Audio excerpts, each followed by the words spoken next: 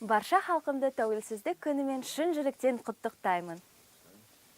Құрметті достар, сіздерді шетелдік студенттер аттан Қазақстан Республикасының әр азаматы үшін айтулы тәуелсіздік күнімен құттықтаймын.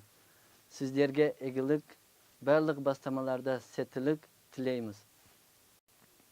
Құрметті Алматы менеджмент университетінің ұстаздары, қызметкерлері, студенттері, сіздерді еліміздегі ең атаулы күн тәуелсіздік мерекесімен шын жүректен құттықтаймын. Әр халық, әр ұлт үшін тәуелсіздіктен артық қасиетті де қымбат ештеңе жоқ.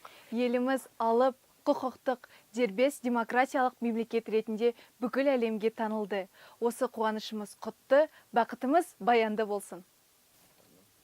Құрметті Алматы менеджмент университетінің оқытушылары, қызметкерлері және студенттері, сіздерді тәуелсіздік күнімен құттықтаймын. Бостандық пен еркіндіктің бастауы болған салтанатты күні сіздерге зор денсаулық, бақ-дәулет, жемісті табыс тілеймін.